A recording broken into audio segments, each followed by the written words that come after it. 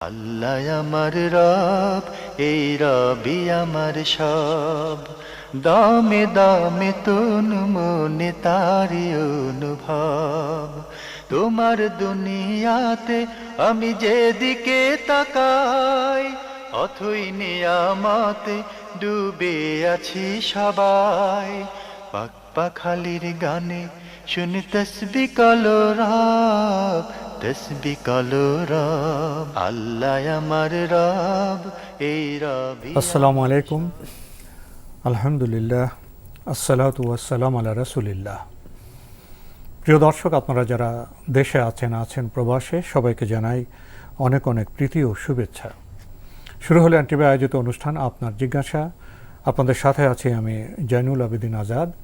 আর আপনাদের মনে জাগা প্রশ্নের জিজ্ঞাসার জবাব দিচ্ছেন বিশিষ্ট আলেম ডক্টর মোহাম্মদ সাইফুল্লাহ। আসসালামু আলাইকুম ওরহমতুল্লাহি ওয়া বারাকাতুহু। প্রিয় দর্শক, চলুন তাহলে জিজ্ঞাসার জগতে। শুরুতে একটি ইমেইল পাঠিয়েছেন নুরুল ইসলাম।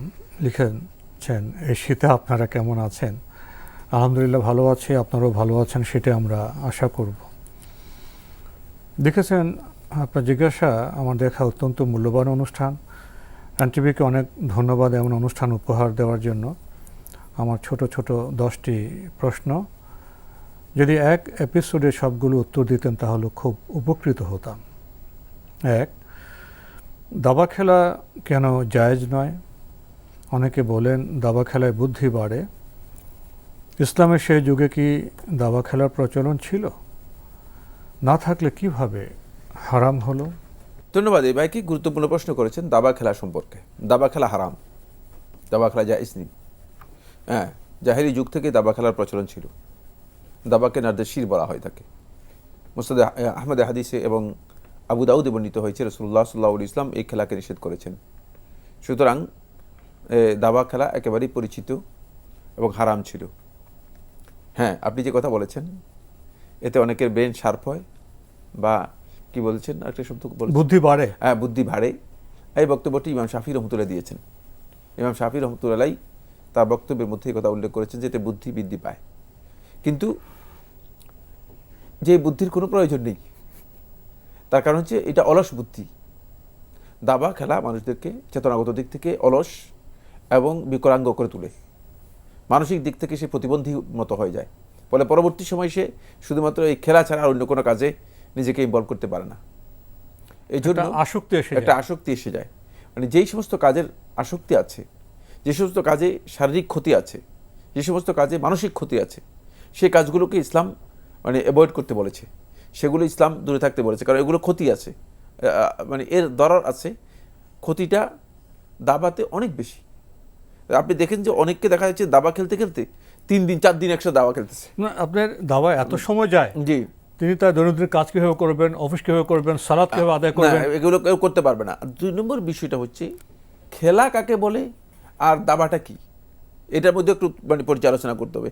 খেলা হচ্ছে আপনি বিনোদনের জন্য কিছুক্ষণ টাইম পাস করলেন, একটু বিনোদন করলেন, আপনার শারীরিক এবং মানসিক স্পন্দিত করবে, শারীরিক এবং মানসিক প্রাণবন্ততা আসলো, সজীবতা আসলো, এটার নাম হচ্ছে খেলা। কিন্তু দাবাটা সেটা আসলে এই পর্যায়ের খেলা নয়। দাবাটা হচ্ছে আপনি মানে এমন একটি কাজের মধ্যে নিজেকে প্রবেশ করালেন যেখান থেকে আপনি অনেক সময় বের হতে পারবেন না, আর বের হলেও মানসিকভাবে আপনি আটকা পড়ে থাকবেন তার মধ্যে। ফলে এই কাজটি মানসিকভাবে একজন ব্যক্তিকে ব্যস্ত করে দেয়, যেটি তার ইবাদতের জন্য, আল্লাহর জিকিরের জন্য এবং আল্লাহ রাব্বুল আলামিনের নৈকট্য লাভ করার কাজ এবং অন্যান্য দুনিয়াবী কাজে তাকে বড় ধরনের ক্ষতিগ্রস্ত করে।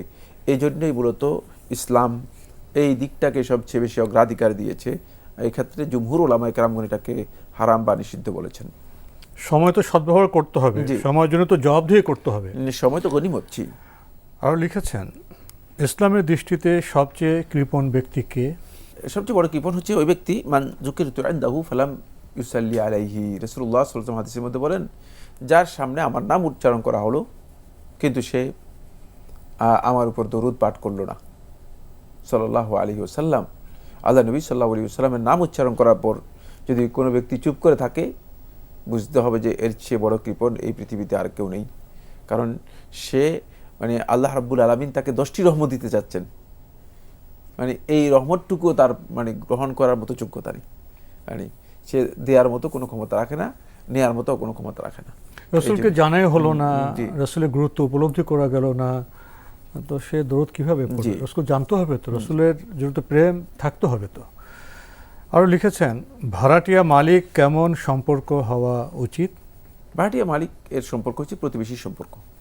প্রতিবেশীর সম্পর্ক, এক্ষেত্রে প্রতিবেশী যতগুলো হুকুক আছে, যতগুলো রাইট আছে, সবগুলোই মূলত ভাড়াটিয়া এর সাথে মালিক এবং মালিকের সাথে ভাড়াটিয়ার সেগুলো বাস্তবায়ন করতে হবে।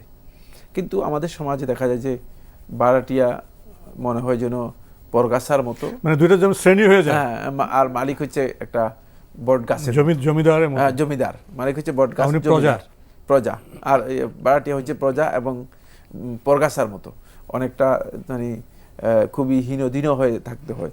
এটি আসলে ইসলামী কনসেপ্টের সাথে যথাযথ নয়, সামঞ্জস্যপূর্ণ নয়। তাহলে ভাড়াটিয়া মালিক প্রতিবেশীর মতো প্রতিবেশী। সুসম্পর্কে আবদ্ধ হবেন, জি। পরস্পর সুখ দেখে তারা অংশগ্রহণ করবেন। সেটাই তো মানবিক এবং কাঙ্ক্ষিত। প্রিয় দর্শক, আরও লিখেছেন, অনেকেই হাত পাতেন কিন্তু সবাই ফকির নয়, অভাবীও নয়, কাজ না করে ভিক্ষা করে। নবী সাল্লাল্লাহু আলাইহি ওয়াসাল্লাম কীভাবে অভাবীদের শনাক্ত করে দান করতে বলেছেন? ভিক্ষুক যারা আছে তারা যদি সত্যিকার অভাবী হয়, আপনার মনে হয় যে এর অভাবী, তাই আপনি তাদেরকে দিতে পারবেন। আর কারো ব্যাপারে কনফিউশন থাকলে, যদি সে আপনার কাছে হাত পাতে চায়, আপনি তাকে ইচ্ছা করলে দেবেন, ইচ্ছা করলে দেবেন না। যদি আপনার কাছে সন্দেহ হয় যে না, এই লোকটা ভিক্ষাবৃত্তি করছে, ভিক্ষাকে পেশা হিসেবে মানে পেশাদার ভিক্ষুক, প্রফেশনাল মানে ভিক্ষুক, তাহলে সেক্ষেত্রে আপনি তাকে না দিলেও কোনো অসুবিধা নেই। কিন্তু যদি আপনি দেন, তাহলে অবশ্যই আপনি সৎকার ফজিলত পেয়ে যাবেন, সব পেয়ে যাবেন, দিতেও কোনো ধরনের বাধা নেই।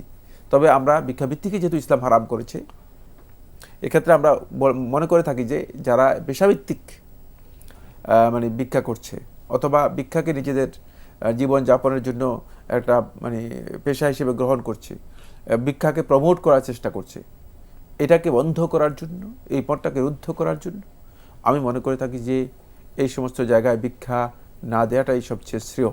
কারণ ভিক্ষা দিলে এরা প্রমোট হবে। দেখা যায় যে বিভিন্ন জায়গায় ভিক্ষুকরা এখন অনেকটা কমিটেড হয়ে যাচ্ছে, কমিউনিটি তৈরি করতেছে, তাদের সংগঠন আছে, তাদের একটা ম্যানেজমেন্ট আছে। তারপরে সেখানে ভিক্ষাবৃত্তি করার একটা মানে প্রবণতা তৈরি হচ্ছে, ব্যাপকভাবে তারা ভিক্ষুক কালেকশন করতেছে। একটা ম্যানেজমেন্ট আছে, ব্যবস্থাপনা আছে। সেখানে উদ্দেশ্য হচ্ছে যে এদেরকে দিয়ে ভিক্ষাবৃত্তি করা হবে, এটা পেশাবৃত্তি করা হবে, আর এদেরকে কাজ করতে দেওয়া হচ্ছে না। পুরাটাই ইসলামী চেতনার সাথে, ইসলামী দৃষ্টিভঙ্গির সাথে একেবারেই সাংঘর্ষিক। তাই এই ধরনের কাজে যাতে কোনোভাবে ইনভলভ না হয়, এই জন্য ভালো লোকদের উচিত হচ্ছে অভাবীদেরকে খোঁজ করে বের করে তাদের বাসায় দিয়ে আসা। এই ধরনের লোকদেরকে যারা হাত পাতে তাদেরকে বলা যে মাফ করবেন, ভিক্ষা আমরা দেই না। তো কেউ যদি শনাক্ত করতে না পারে দিয়ে দেন, এতে কিন্তু তার বলেছি সব পেয়ে যাবেন। জি, আমরা জানলাম বিষয়টি সম্পর্কে। প্রিয় দর্শক, আরও লিখেছেন, যে প্রতিবেশী নিকৃষ্ট আচরণ করে, সর্বদা অন্যের ক্ষতি করে, এমন প্রতিবেশী মারা গেলে তার জানাজা পড়া কি উচিত? হ্যাঁ, জানাজা পড়া উচিত। উচিত তাকে বলছে, জানাজার যে সালাত আদায় করতেছেন সব তো আপনি পাচ্ছেন, মানে সবটা কিন্তু জানাজার সালাত আপনার জন্য। মানে তিনি বুঝতে পারেন নাই যে, মনে করতেছেন যে প্রতিবেশীর জন্য জানাজার সালাত পড়লে মানে তার কোনো লাভ নেই। জানাজার সালাতে যিনি সালাত আদায় করবেন তার ফজিলত বেশি, কল্যাণ বেশি ওই ব্যক্তির চেয়ে। ওই ব্যক্তির কল্যাণ কী হবে সেটা আল্লাহ তাআলা ভালো জানেন। ওই ব্যক্তি তো তার আমল নামায় চলে গিয়েছে। সুতরাং জানাজার সালাত আপনি পড়বেন, আপনার ফজিলত আপনি পেয়ে যাবেন। আপনার ফজিলত পেয়ে কী ফজিলত পাবেন? রাসূলুল্লাহ সাল্লাল্লাহু আলাইহি ওয়াসাল্লাম বলেছেন যে কোনো ব্যক্তি যদি জানাজার সালাতে অংশগ্রহণ করে এবং জানাজার সালাত শেষ করে, ফাতবাহ জানাজাতাহু, তার জানাজার পিছনে পিছনে যায়, হাত্তা এমন ইয়াদফানাহ, মানে তাকে দাফনের কাজ শেষ করে পরিপূর্ণরূপে, ফালাহু কিরাতান, তার জন্য 2 কিরাত পরিমাণ সওয়াব রয়েছে। সহিহ বুখারী হাদিস, 2 কিরাত পরিমাণ সওয়াব রয়েছে। সাহাবায়ে কেরাম বলেছেন যে মানে জিজ্ঞেস করলে যে আতা আলামুনা মাল কিরাত, তোমরা কি জানো কিরাত কাকে বলা হয়? একটা কিরাত হচ্ছে জাবাল উহুদ, উহুদ পাহাড়ের সমপরিমাণ। এই উহুদ পাহাড়ের সমপরিমাণ 2 কিরাত পরিমাণ সওয়াব আপনি পাবেন যদি আপনি জানাজা অংশগ্রহণ করেন। তাহলে আপনি কি কারণে আপনার সওয়াব থেকে আপনি বঞ্চিত হবেন? যদি তার ব্যাপারে মানে অন্য কোনো বিষয় থাকে, সেটা আল্লাহ সুবহানাহু ওয়া তাআলা অবশ্যই তার ফয়সালা করবেন, তার হুকুম তার বিধান, তার শাস্তি, তার বিষয় আল্লাহ তাআলার কাছে ন্যস্ত করা হবে। তার আচরণের ফল তিনি জি। পাবেন। জি। ভাই নুরুল ইসলাম, আপনার 6 নম্বর প্রশ্নে আপনি লিখেছেন, জীবনে সবসময় কোন জিনিসের সাধনা করা উচিত? জীবনের সর্বপ্রথম এবং সর্বশ্রেষ্ঠ কাজ হচ্ছে যেটা, সেটা হলো তাওহীদ। আল্লাহ রাব্বুল আলামিনের তাওহীদকে আপনি সবসময় ঠিক রাখার জন্য চেষ্টা করবেন, সবসময় তাওহীদের উপর প্রতিষ্ঠিত থাকার চেষ্টা করবেন। বাকি ইবাদতের ক্ষেত্রে কারো যদি কসুরও হয়, ঘাটতি হয়, কম হয়, যদি তাওহীদ তার ঠিক থাকে, তাহলে সে আশা করতে পারবে নাজাতের, জাহান্নাম থেকে বাঁচার, জান্নাতে যাওয়ার, জাহান্নাম থেকে বের হওয়ার এবং আখিরাতে আল্লাহ রাব্বুল আলামিনের রহমত, দয়া, অনুগ্রহ পাওয়ার। কিন্তু যদি কোনো বান্দা তাওহীদকে নষ্ট করে দেয়, তাওহীদকে যদি কোনো কারণে ক্ষতিগ্রস্ত করে, তাওহীদকে নষ্ট করার অর্থ কি? তাওহীদ নষ্ট করার অর্থ হচ্ছে তাওহীদের পরিপন্থী কোনো কাজে যদি নিজেকে ইনভলভ করে, শিরক হতে পারে, শিরক জাতীয় অন্য কোনো কাজ হতে পারে, আল্লাহ তাআলার সাথে কাউকে সমকক্ষ সাব্যস্ত করা হতে পারে, আল্লাহ তাআলার কাজের ব্যাপারে কাউকে হক বা অধিকারী মনে করতে পারে, যেটাই মনে করা হোক না কেন, যদি এর সামান্যতম কোনো অংশ 1%ও যদি কোনো কারণে এই ধরনের ধারণা এসে যায়, তাহলে সেই ব্যক্তি তার জীবনের সমস্ত কিছুই পণ্ড। লাইন আশরাকতা লায়াহবাতান্না আমালুক ওয়া লাতাকুনান্না মিনাল খাসিরিন। যদি আপনি শিরক করেন তাহলে আপনারও সমস্ত আমল বরবাদ হয়ে যাবে। ওয়া লাতাকুনান্না মিনাল খাসিরিন, এবং আপনি ক্ষতিগ্রস্তদের অন্তর্ভুক্ত হয়ে যাবেন। সুতরাং রাসূল সাল্লাল্লাহু আলাইহি ওয়াসাল্লামকে যদি এই কথা বলেন আল্লাহ সুবহানাহু ওয়া তাআলা, যে আপনি যদি শিরক করেন তাহলে আপনারও সমস্ত গুনাহ সমস্ত আমল বরবাদ হয়ে যাবে, তাহলে আমরা যারা আছি আমাদের কি অবস্থা? প্রশ্নই আসে না। সুতরাং শিরক হচ্ছে ভয়ঙ্কর অপরাধ। ইন্না শিরকা লাযুলমুন আযীম। এটা যে মহা অন্যায়, অন্যায় এর মধ্যে সবচেয়ে বড় অন্যায়, সবচেয়ে বড় অপরাধ হচ্ছে শিরক। এই জন্য শিরক থেকে বাঁচতে এবং তাওহীদকে হেফাজত করতে যদি কোনো ব্যক্তি পারে, তাহলে সেই ব্যক্তির জীবনের সমস্ত কাজকে সে সংরক্ষণ করতে পারলো, হেফাজত করতে পারলো। বাকি সাধনা শব্দটি একেবারেই অবাঞ্ছিত। আমাদের এই কালচারের মধ্যে এই বিষয়গুলো মুসলিমদেরকে আরও ভালো করে বোঝার চেষ্টা করতে হবে। আরও লিখেছেন, নিজেকে কখন সবচেয়ে পবিত্র মনে করব? রাসূলুল্লাহ সাল্লাল্লাহু আলাইহি ওয়াসাল্লাম ইবনে মাজার হাদিসের মধ্যে ইরশাদ করেছেন যে রাসূল সাল্লাল্লাহু আলাইহি ওয়াসাল্লাম দুই ব্যক্তির পরিচয় করে দিয়েছেন, যেটা হচ্ছে আন-নাকি আত-তাকি। আত-তাকি মানে যে সত্যিকার তাকওয়ার পথ অবলম্বন করবে, তাকওয়ার পথ অবলম্বন করবে যে ব্যক্তি, সে হচ্ছে তাকি। আর নাকি হচ্ছে সত্যিকার পরিচ্ছন্ন ব্যক্তি। সত্যিকার পরিচ্ছন্ন ব্যক্তির রাসূলুল্লাহ সাল্লাল্লাহু আলাইহি ওয়াসাল্লাম এখানে 4টি বৈশিষ্ট্য বলেছেন। আল্লাযী লা ইসমা ফিহি, যার মধ্যে গুনাহ থাকবে না, ওয়ালা বাগি, জুলুম থাকবে না, ওয়ালা গিল, অন্যের জন্য কোনো বিদ্বেষ থাকবে না, ওয়ালা হাসাদ, কোনো ধরনের হিংসা থাকবে না। এই 4টা জিনিস থেকে নিজেকে পবিত্র করুন, দেখবেন যে কীভাবে পরিচ্ছন্ন হয়ে যান। প্রিয় দর্শক, আপনার আরও কিছু প্রশ্ন রয়ে গেছে, আমরা অন্য কোনো সময়ে সেই সব প্রশ্নের জবাব দেওয়ার চেষ্টা করব। প্রিয় দর্শক, আমাদের হাতে আরও একটি ইমেল, যিনি পাঠিয়েছেন নাম প্রকাশে অনিচ্ছুক, লিখেছেন, একজনের গুনাহের কাফারা কি অন্য কেউ দিতে পারবে? মানে 10 জন, 60 জন অথবা একজন মিসকিনকে খাওয়াতে পারবে?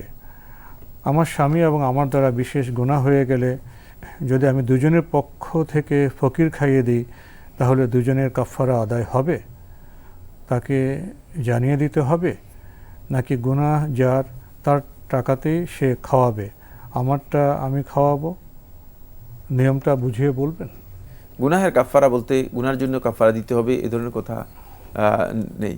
কারণ গুনাহ হয়ে গেলে তিনি যদি লোকদেরকে খাওয়াতে পারেন, কিন্তু গুনাহের জন্য 10 জন মিসকিনকে খাওয়াতে হবে, এই কাফারার কথা আসেনি। তিনি কিসের কাফারা জানতে চেয়েছেন? বিশেষ কিছুর জন্য। কাফারা তো বিভিন্ন কাফারা হচ্ছে, বিভিন্ন আমলের জন্য বিভিন্ন কাফারা রয়েছে, বিভিন্ন অপরাধের জন্য বিভিন্ন কাফারা রয়েছে। সেটা সুনির্দিষ্ট অপরাধ তো বলতে হবে প্রথমে, তারপরে সেই বিষয়টি আসবে। অপরাধের বিষয়টি উল্লেখ না করে আপনি বলতেছেন যে গুনাহের কাফারা, গুনাহের জন্য কোনো কাফারা এইভাবে নেই। গুনাহের কাফারা যদি সগীরা গুনাহ হয় থাকে, তাহলে সগীরা গুনাহের জন্য কাফারা হচ্ছে নেক আমলগুলো। সগীরা গুনাহগুলোর কাফারা রাসূলুল্লাহ সাল্লাল্লাহু আলাইহি ওয়াসাল্লাম অনেকগুলো বলেছেন। তার মধ্যে মসজিদে গিয়ে সালাত, জামাতে সালাত আদায় করা, এক ওয়াক্ত সালাতের পর এক ওয়াক্ত সালাত জামাতে আদায় করা, এটাও কাফারা হয়ে যাবে। উযু করলে গুনাহের কাফারা হয়ে যায়, ইত্যাদি ইত্যাদি। বাকি সগীরা গুনাহগুলো, কিন্তু কি কোন গুনাহ এটাকে নিশ্চিত করতে হবে এই প্রশ্নের মধ্যে। আমরা প্রশ্ন আরও চিন্তা করে বিবেচনা করে প্রিয় দর্শক করলে আমাদের জবাবও সুন্দর হবে, আমাদের সময়ও বেঁচে যাবে ইনশাআল্লাহ। আমাদের হাতে একটি চিঠি, দীর্ঘ চিঠি, অনেক প্রশ্ন পাঠানো হয়েছে ব্যাংক কলোনি পাটেরবাগ, ঢাকা থেকে। লিখেছেন, যাদের জীবনের মাঝামাঝিতে এসে এখন হেদায়েত হয়েছে, তারা কি করলে আল্লাহ তাআলা নৈকট্য লাভে অগ্রগামীদের অন্তর্ভুক্ত হতে পারবে? ধন্যবাদ। হিদায়াতের পর থেকেই আল্লাহর বান্দাগণ দুটি কাজ করবে। একটি হচ্ছে হিদায়াতের উপর অবিচল থাকা। রব্বানা লা তুযিগ কুলুবানা বা'দা ইয হাদাইতানা, হে আমাদের রব, আমাদেরকে আপনি আমাদের অন্তরে বক্রতা দেবেন না হিদায়াত দেওয়ার পরে। হিদায়াতের পরে আবার হিদায়াত থেকে বিচ্যুত হয়ে যাওয়ার সম্ভাবনা আছে। শয়তান এই কাজটি করে থাকে। আল্লাহর বান্দাদেরকে শয়তান হিদায়াতের পথ থেকে বিচ্যুত করার জন্য আরেকটা কৌশল আবিষ্কার করবে, যে কৌশল বান্দাদের জানা নেই। বান্দা মনে করবে আমি হিদায়াতের উপর আছি, কিন্তু আসলে সে হিদায়াত এর উপর প্রতিষ্ঠিত থাকতে পারবে না। এই জন্য প্রথম কথা হচ্ছে, হেদায়েতের জন্য আপনাকে হেদায়েতের উপর অবিচল থাকতে হবে। 2 নম্বর পয়েন্ট হচ্ছে সেটা হলো এই, প্রথমেই ফরজ দিয়ে নিজের নফসকে পরিপূর্ণরূপে কি করবেন, আবদ্ধ করে নেবেন, শক্ত করে নেবেন। তারপরে নফল দিয়ে তাকে মজবুত ও শক্তিশালী করবেন। যদি আপনি ফরজ এবং নফল দুটাকে শক্তিশালী করতে পারেন, তাহলে আপনি আল্লাহ রাব্বুল আলামিনের নৈকট্য লাভ করা আপনার জন্য খুবই সহজ। রাসূলুল্লাহ সাল্লাল্লাহু আলাইহি ওয়াসাল্লাম সহিহ মুসলিম হাদিসে ইরশাদ করেছেন, হাদিসে কুদসি, ওয়ালা ইয়াজালুল আবদু ইয়াতাকাররাবু ইলাইয়া বিন-নওয়াফিল হাত্তা উহিব্বাহু, যে বান্দা যখন নফলের মাধ্যমে আমার নৈকট্য লাভ করা শুরু করে, নৈকট্য লাভ করতে নফল আদায় করতে করতে এমন এক পর্যায়ে পৌঁছে যায়, হাত্তা উহিব্বাহু, যে আমি বান্দাকে ভালোবাসি, বান্দাকে আমি ভালোবাসি, তখন আল্লাহ রাব্বুল আলামিনের ভালোবাসা বান্দা অর্জন করতে পারে। সুতরাং এই ফরজ দিয়ে প্রথমে এটাকে মানে কি করতে হবে, ধরতে হবে, ফরজ দিয়ে ধরতে হবে। এই জন্য ফরজ ইবাদতগুলো হচ্ছে ঈমানের রক্ষা কবচ। ঈমানকে ঠিক রাখার জন্য ফরজ ইবাদতগুলো থাকতেই হবে। ফরজ ইবাদত ছুটে গেলে তার ঈমান ছুটে যাবে। আর ফরজ ইবাদত করার পরে আল্লাহ তাআলার নৈকট্য লাভ করার জন্য আল্লাহর বান্দাগণ নফল ইবাদত দিয়ে সেটাকে মজবুত করবেন, শক্তিশালী করবেন। নফল ইবাদত যত বেশি করবেন, ততই আল্লাহ তাআলার নৈকট্য লাভ করতে শুরু করবে, ততই আল্লাহ তাআলার কাছে যেতে শুরু করবে। আল্লাহ রাব্বুল আলামিনের যতই কাছে যেতে পারবেন, যতই আল্লাহ রাব্বুল আলামিনের ঘনিষ্ঠ হতে পারবেন, একান্তে যেতে পারবেন, ততই আপনি আল্লাহ রাব্বুল আলামিনের ভালোবাসা অর্জন করতে পারবেন। সুতরাং এই কাজটি এভাবে করলে আপনি অবশ্যই জীবনে নৈকট্য লাভ করতে পারবেন। তবে খুব সহজ নয় বিষয়গুলো, যদিও আমরা খুব সহজে বলে দিয়েছি, সেগুলো প্র্যাকটিস করতে নিশ্চয়ই কঠিন। আমরা খুবই গুরুত্বপূর্ণ বিষয়ে অবগত হলাম। প্রিয় দর্শক আরও লিখেছেন, ফরজ গোসলে কি শুধু 3 বার মাথায় পানি ঢেলে সারা শরীর ভিজিয়ে নিলেই হয়, নাকি মাথায় পানি 3 বার ঢেলে আবার শরীরের ডান দিকে 3 বার ও শরীরের বাম দিকেও 3 বার পানি ঢালা সুন্নাহ? না, ডান দিকে বাম দিকে এগুলো সুন্নাহ নয়। মানে আপনি মাথার উপর 3 বার পানি ঢেলে দিয়ে পুরো শরীরকে মানে পরিপূর্ণরূপে মলে নেবেন, পুরো শরীরে আপনি পানি পৌঁছাবেন। শরীরে কোথাও যদি পানি মানে একেবারেই সামান্যতম কোনো মানে থাকতে পারবে না, শুকনা থাকতে পারবে না, পুরাটাই যদি আপনি ভিজিয়ে নেন, ধুয়ে নেন, তাহলেই এটা গোসল। আর যদি বাকি থেকে যায়, অবশ্যই 3 বার নয় 4 বার পানি ডাললেও করে লাভ হবে না। অবশ্যই আপনাকে কি করতে হবে, মানে পুরো শরীরে পানি পৌঁছাতে হবে, পুরো শরীর ভিজাতে হবে। জি। আরও লিখেছেন, ফরজ গোসলে কি সারা শরীর ঘষে ঘষে ধুতে হয় যাতে সারা শরীরে পানি পৌঁছে? না, ঘষা শর্ত নয়, ঘষা শর্ত নয়, পানি পৌঁছানোই শর্ত, পানি পৌঁছানোই শর্ত। আর পানি পৌঁছানো এবং ভিজানো শর্ত। ভিজে গেলেই আপনার যথেষ্ট হয়ে যাবে, ঘষা শর্ত নয়। আর পানি কম হলে আপনি মানে ভালো করে মুছে নিতে পারলে সহজ, তাহলে আপনাকে সেটা ওনার ব্যক্তিগত ব্যবস্থাপনা অবস্থা কীভাবে কদ্দূর করবেন। আরও লিখেছেন, ফরজ গোসলে কি নাভির ভেতরে আঙুল দিয়ে পানি ঢোকাতে হয়, হাত পায়ের আঙুলের ফাঁকে হাত দিয়ে ফাঁক করে পানি পৌঁছাতে হয়, বগলের তলায় শরীরের ভাঁজে ভাঁজে কানের ছিদ্রে আঙুল ঢুকিয়ে পানি পৌঁছাতে হয়? না, এগুলো প্রয়োজন নেই। কিন্তু যদি আপনি মানে আপনার যদি ওয়াসওয়াসা থাকে, মানে আপনার যদি সন্দেহ থাকে যে পানি পৌঁছলো কি পৌঁছলো না, সেক্ষেত্রে আপনি করতে পারেন। তবে উত্তম হচ্ছে, মানে এগুলো এমনিতেই পানি পৌঁছানোর জন্য এই ধরনের কাজ করা এগুলো অপ্রয়োজনীয় কসরত করা ছাড়া আর কিছুই নয়। পানি পৌঁছানোর জন্য মানে যেটা দরকার সেটাই, মানে ভিজানোর জন্য, পানি পৌঁছানোর জন্য যা করা দরকার তা করলে যথেষ্ট হয়ে যাবে। এর জন্য আলাদা কোনো আয়োজন করার প্রয়োজন নেই। এটা তো মানুষের স্বাভাবিক যে বিবেচনা বোধ, যেখানে ময়লা আছে না, বিশেষ করে সেগুলো তো পরিষ্কার করে নেবে। জি, কারো হালকা হবে, কারো একটু বেশি করতে হবে, সেটা তো তার ব্যক্তিগত ব্যাপার। এখানে ব্যাপার হচ্ছে কি, মানে নবী সাল্লাল্লাহু আলাইহি ওয়াসাল্লামের গোসলের পদ্ধতি এবং নবী সাল্লাল্লাহু আলাইহি ওয়াসাল্লাম যে পানি ব্যবহার করতেন এর সাথে আমাদের গোসলের পদ্ধতি করে মিল নেই, সামান্যতম মিল নেই। নবী সাল্লাল্লাহু আলাইহি ওয়াসাল্লাম গোসল করতেন কতটুকু পানি দিয়ে? নবী সাল্লাল্লাহু আলাইহি ওয়াসাল্লাম 1 সা অথবা 5 মুদ পানি দিয়ে কি করতেন? গোসল করতেন।